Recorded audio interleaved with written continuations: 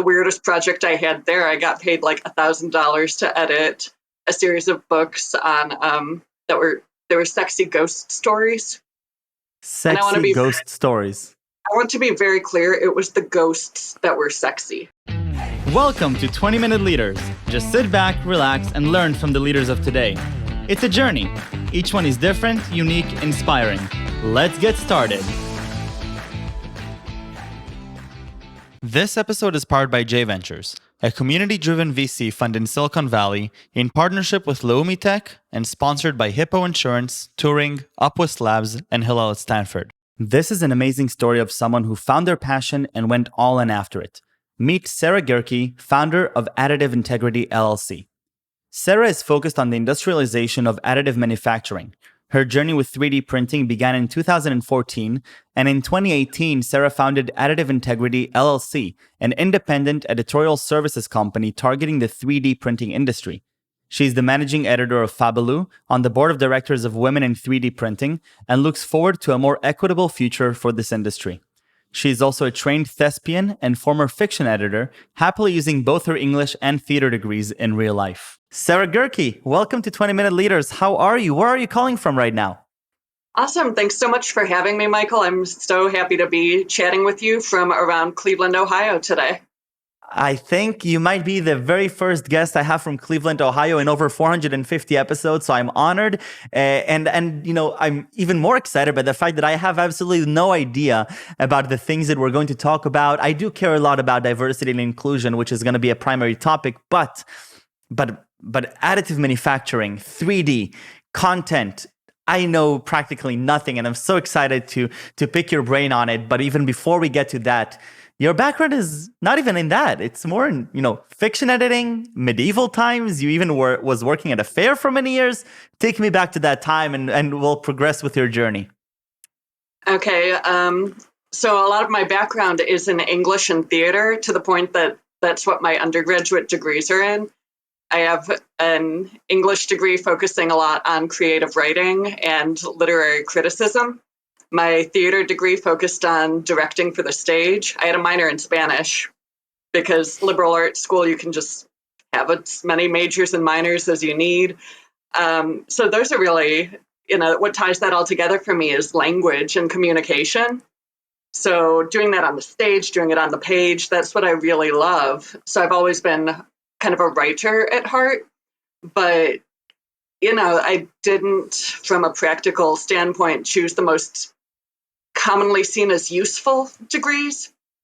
So I was even going to get a master's degree in theater directing, but I graduated college in 2007. I had to postpone my degree for a year, just loan and visa issues. I was going to go to the UK for my master's, but my visa had just a hold up on the paperwork side, so I postponed it. Then the recession hit in 2008. I saw another friend who'd studied for her master's in theater in Ireland, and she came back and worked at the Home Depot for the next 5 years. So it's just maybe not the time to intensively study stage arts. So I went full time where I'd been temping at the time, which was a manufacturing company, and it was just a temp job. It was interesting. I worked as a receptionist, but also in accounting. So I learned a lot about invoicing at the time and pressure components, which was what that company focused on. And then I got a job in 2008, actually using my English degree as an editor for industry research, market research. And I worked there for the next 6 years. I was writing and editing studies on everything, US, world, and Chinese markets, for everything from roofing and construction to bottle and drink packaging. I wrote studies on the cosmeceuticals, cosmetic surgery industries, on the pet health industry. And I also edited our company's first study on the global 3D printing industry. And I was just like, oh, that's interesting. But it was just, another thing I read about at work. But 6 years on, I was looking for a new thing, and I was applying literally everywhere. I had hundreds of resumes out, anything that was editing or writing or stage, or some of it even, just kind of assistant work. because I was like, I need to either be like super engaged in my next job or really not engaged so I could focus on hobbies and, pay the bills during the day. So Right. this one, and that was actually when I started fiction editing. I got a freelance gig at the time editing romance novels, of all things. But I was like, you know what? It's editing fiction. I've never read these kinds of books, but I will accept several $100s to fix them. So it was kind of a fun, random thing that I did for a few years. And then, I even switched publishing houses at one time and got to do more general fiction. Wow. It was just kind of a weird blip of these books I got to read. The weirdest project I had there, I got paid like $1,000 to edit a series of books on that were they were sexy ghost stories. And Sexy ghost stories. I want to be very clear, it was the ghosts that were sexy. I'm still That's uncomfortable amazing. with those. And that's incredible. And so, at what point, what year are we now? After you've spent a few years editing, things in and around sexy ghost stories. So this is probably 2012, 2013, 2014-ish. And I was doing the editing as a freelance gig for several years. And then in 2014, I saw a job posting among the many that I was responding to that was a small news startup website that was looking for an editor. And I was like, I could edit news for, an internet startup. Why not? And it turned out that website was called 3dprint.com. And it was one of the Wow. earlier sites focusing on 3D printing. I think it's maybe the fourth oldest one out there among kind of the primary ones in the industry. So I started editing these stories. At the time, we were publishing close to 24 a day, like 24 1 to 2 a dozen day. stories daily. And are It these built up a stories just lot. about different projects that people are doing with 3D printing and what's happening to the industry? Who's the audience for this? Yeah, it was really, at the time, it was kind of all over the place because that was during the 3D printing boom, kind of. It was really exciting around like 2013 to 2015-ish. That was when you might have seen all these headlines like 3D print everything, a 3D printer in every house. You have a microwave, you'll have a 3D printer. You can make anything at home. And so it was the super, super overhyped thing, which personally I love because that hype brought investors in, and investors investing in 3dprint.com made it big enough to hire me. I was the second full-time employee, so it was, kind of this still young undertaking. And then in 2015, the brothers who'd founded the site sold it and stepped out from the editorial side. So I stepped up then as the editor-in-chief. And that Wow. was September 2015. And in October of that year, I went to my very first 3D printing event. And that's when I got to talk to the people I'd been reading and writing about for so long, the people making things. Because it's not just, tchotchkes and Yoda heads. There was a lot of medical, a lot of art, a lot of these really cool, complex ideas that people were making real. And so as soon as I went to the show and I met them, I just kind of had this, come to career moment because I was like, oh, this isn't a job. This is a career for me. Like, I love this. Look at the Wow. passion of these people. Look what they're able to do. And I get to tell their stories. So in this way, it was this really cool serendipity. Like somehow this industry found me and chose me to help tell its stories in a way. So I built up that team. I built up all of the content we were doing. I pivoted our focus a lot toward industrial because there are these like $1 million huge machines. There are these little bitty desktop printers that cost a couple $100 that can do cool things. But what caught me is the industrial side. And, you've got these huge things that you can put on a manufacturing floor next to a CNC machine or, all of these traditional pieces of equipment. And together they're just so incredible and can make new things, make new things better. And so I brought my tiny little head to show you. So I was 3D scanned at Wow. a show in Germany, and that company 3D printed me in metal. So this is me in titanium. In titanium. Yep. Unbelievable. So who Wow. doesn't need their own like Monopoly piece of their head, right? I love it. Now, The tell me, detail. Sarah, a little bit about Yeah. your relationship with the industry, because one of the things that I'm most interested in when what you're saying here, this idea, this concept that you're coming in as a creative writing English major, you're going through different publications, you're editing sexy ghost stories among other things, but then you sort of fall into this opportunity to not just edit a lot of these stories, but really get engulfed in this industry, and you actually find passion in uncovering this industry. It's something that, you know, a lot of people in the tech industry, a lot of engineers don't even yet understand. Right. So how does this relationship form, and sort of what do you learn about yourself through those years? Well, it was so interesting because for me, the biggest learning process was going to see everything and going to manufacturing facilities, which somehow in my life became fun and exciting. I'm like, yes, I get to go on a shop floor. I got made fun of on Twitter because I was pumped a few years ago to go to this little town in the United Kingdom and go to a manufacturing facility opening. And I was like, yeah, I am actually excited about this. That's where I am in Amazing. life right now. But I got so into all these things and like talking to the passionate people doing these, talking to people making prosthetics for kids, talking to people making these incredible pieces of art and these really boring components as well. Like that's when it really becomes real. And so I got so tied into all of this in 2018. I left the site I'd been working for and made my own company. And so through that, I work with Fabbaloo now as their managing editor. It's another one of the very oldest sites in the industry. We focus a lot on analysis and getting into the insightful aspects, but I also work directly with the industry. So for the last, 2.5 years, I've been writing pieces for companies. I've been writing white papers and blogs. I've been doing case studies and digging into what they specifically do and getting to know these technologies better. And I started working more closely with a nonprofit called Women in 3D Printing. So I'm on the board And of you're on the board directors of that, there. right? I am. So I've been doing that since 2018, and we introduced the diversity for additive manufacturing reports because one of the big things in the industry is design for additive manufacturing. So that DFAM, initial is really familiar in my industry. And so we took DFAM to mean diversity for AM as well, because that's something else that should be important to how we build it up.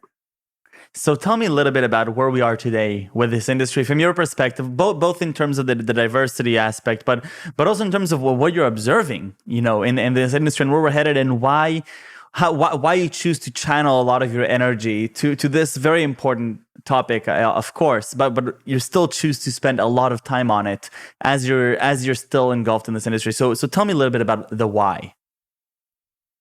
It happened really organically, right?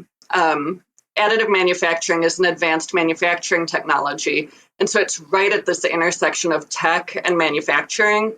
But both of those industries, both of those cornerstones that come together here are historically really male dominated. And beyond that, historically very white male dominated. Mm-hmm. And, tech is a little bit of a newer, younger, hipper kind of thing. And then so 3D printers, kind of this young, hip manufacturing sector, which means, we're necessarily getting that younger workforce happening. And, we see kind of just the way things evolve naturally anyway.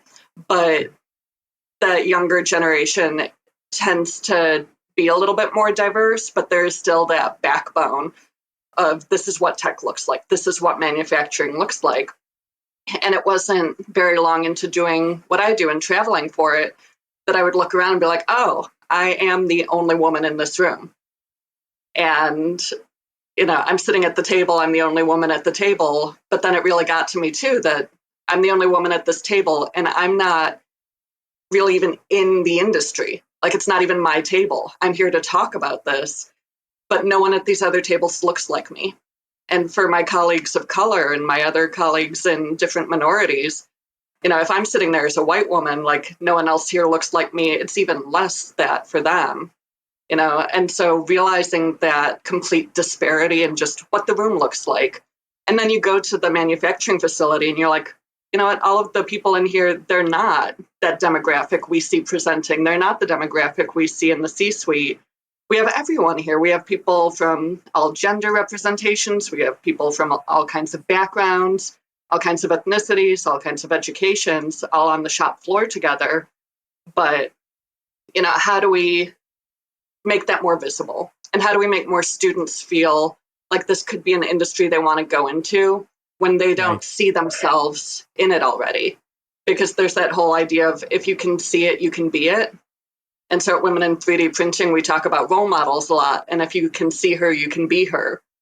And so we're encouraging people who are doing it already, you know, be seen, do it, talk about it. If you want to get into it, become her, you know. We still need those people blazing those trails. And right now, the high end estimate is 15%, 15% women in the Wow. industry. And that is less in technical roles, and that is less as you get into executive roles. So, you know, the highest percentages of women are in marketing and communications. I've worked with a lot of other female journalists, but when it comes to the tech roles, when it comes to the CEOs, the CTOs, the CFOs, they're few and far between, but they are there. It's more than people think. With Women in 3D Printing, we put on our first conference at the start of this year, just in January. We had an all-female speakers agenda. We had 147 female speakers over 5 tracks in 2 days. Wow. And That's we had incredible. more than 200 speaker submissions. Initially, like paring it down to 147 was so hard for those of us on the executive committee because there really are that many qualified expert speakers in these demographics. People are just like, oh, we can't find any women. Guess this panel's all men. We're like, no, they're there. Here they are. You're going to tell me they're not there? Here we go. Like, I will never again believe someone who says, oh, I can't find a woman to speak. Really? Because we found 200 just with an open speaker submission call. That's amazing. And I think that, a lot of people talk about diversity. A lot of people talk about, lead by doing, but at the end, actually, getting it done and actually showing, you're not saying here, yeah, just go find them. Yeah, they're there. You're saying we found them. We did the hard part. We've proven, we've gone out and sourced. Now, here you go. No more excuses. I think that's, not just, but obviously in diversity and inclusion, but in anything, in any place that needs that needs a needle to be moved. That's the way to go, especially when the people you're trying to convince are convinced of something else. And so it makes a lot of sense to me. Sarah, before we go on to the fun questions, I want to ask you one more thing that has been in the back of my mind.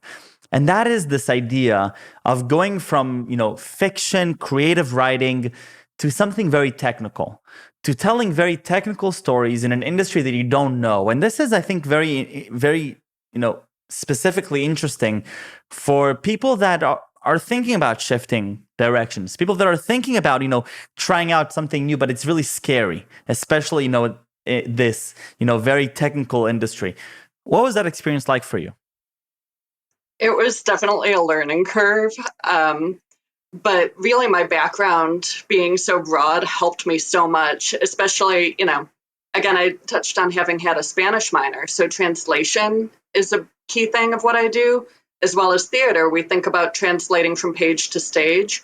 So there's always that aspect of that. So I see a lot of what my job is as translating engineering to readable. Because if you ask an engineer to write something out, in paragraphs, it might not be something you are following super Right. easily. So that's what I do. I take what they say, and I've learned to speak engineering, and I've learned the questions to ask. And the best thing I can say is, just listen and learn. And you have to go in humble to something new, but you also Right. have to have that eye toward opportunity. Because I jumped. When I took my first job in this industry, it was a crapshoot. It was just, I guess I do this now. And, let's try it out. Thankfully, my husband was super supportive. He was just like, try it. If it doesn't work, we'll figure it out together. And it worked. It's not anywhere I would have foreseen. Right now, there are bachelor's, master's, and PhD programs in additive manufacturing. There are internships, there are associate's degrees, there's workforce training.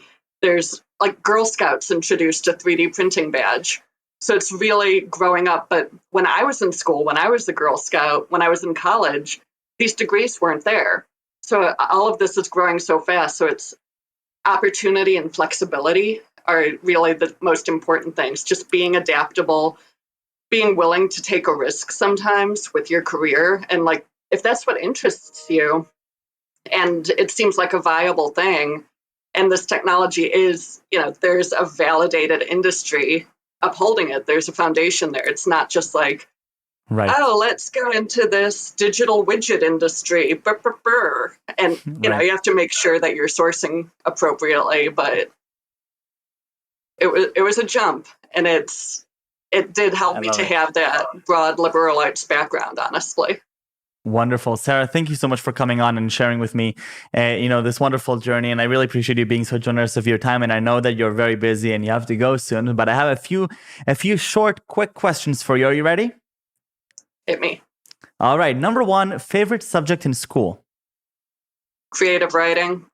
Of course. Makes a lot of sense. One of your favorite role models throughout your life, real or fictional? See, this is the hardest one for me, and I know you told me ahead of time you would ask it, and I kept hoping you wouldn't still somehow. Because I don't have a clear answer, so I'm going to go fictional, and I'm going to go with the Doctor from Doctor Who. I love it. Huge fan. Can't really see it right now. I have a TARDIS tattooed right here. Wow. My office, the parts you can't see, have Doctor Who wall art everywhere. Anyway, the Doctor is always growing, always learning, always humble, always helping, always changing, always adapting. The 13th Doctor is also excellent. I think she is very adaptable to this new world, this new generation. And every new Doctor brings something new, but it's always the spirit of the Doctor which is helping. I too love the show, and I recommend everybody who wants to get engulfed in a different reality completely, check it out. It's really wonderful, and I agree with you that this changing of doctors. Well, initially I was very thrown back by it. I was like, I'm not sure that I want my main character to change every few years, but it's quite amazing. And the last question: 3 words you would use to describe yourself. See, optimistic. Hopeful. I define those differently, by the way. Optimistic, hopeful, and exhausted. I love it. I have a 1-year-old, so that last is really just a way of life. I love it. Sarah, thank you very, very much. This was wonderful. Thank you for taking the time to speak with me and to share with me your journey. I think it's so relevant today and so relevant for so many people. So thank you very much, and stay safe and stay healthy. Thanks, Michael. You too. Thanks for having me.